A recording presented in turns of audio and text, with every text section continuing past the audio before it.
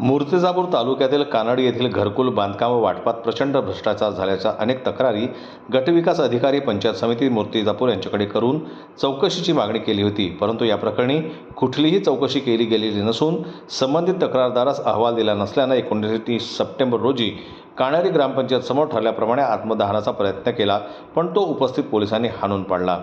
मूर्तिजापूर पंचायत समिती अंतर्गत ग्रामपंचायत कानडी येथे काही लोकांनी घरकुल योजनेचा लाभ घेऊन पात्र नसताना व आपली घरे न बांधता बिले काढून शासनाची फसवणूक केल्याची तक्रार कानडी येथून नागरिक शालिग्राम विठ्ठलराव पोळकट यांनी 6 ऑगस्ट रोजी दिली होती। मुलीले बाप हसबंड गेला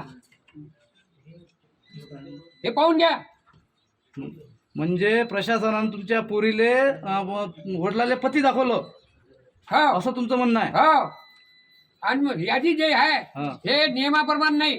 पहिले नियम त्याचा असा आहे की पहिले अपंग, नंतर विधवा, नंतर बाकीचे। तुमची तक्रार जी केली याच्यावर पंचायत समितीने काही कारवाई केली नाही का? पुन्हा पंचायत समितीने तक्रार केली ना? हे घ्या ना।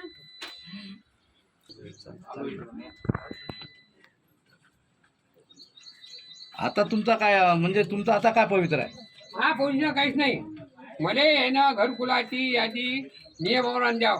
हे घ्या, मुलगी बापाचा नवरा होत नाही, हे घ्या पाहून घ्या। आता आपण काय निर्णय घेतलेला? आता आत्मदहन करणार आहे की काय करणार? आत्मदहन मला चौकशी पाहिजे। चौकशी तुम्ही जर केली नियमानुसार, मला तुम्ही आपलं नियमानुसार मला चौकशी करून अहवाल द्या। तुम्ही मला 8 सहित चौकशी करा, नाही तर मी आत्मदहन तयार आहे। सदर प्रकरणी 1 महिन्याच्या चौकशी करून अहवाल द्यावा, अन्यथा कानडी ग्रामपंचायत कार्यालयासमोर आत्मदहन करणार असल्याचा इशारा दिला होता। या पार्श्वभूमीवर ठरल्याप्रमाणे 19 सप्टेंबर रोजी कानडी ग्रामपंचायत समोर अंगावर डिझेल ओतून आत्मदहन करण्याचा प्रयत्न केला, मात्र उपस्थित पोलिसांनी प्रसंगावधान राखून शालिग्राम पोळकट यांना ताब्यात घेऊन तो हाणून पाडला।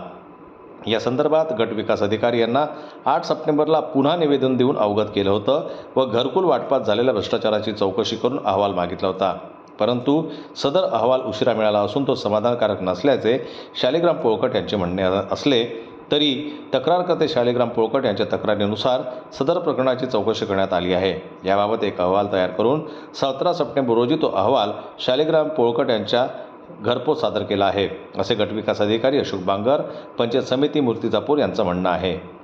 संजय उमक, जनमत लाईव्ह न्यूज, अकोला।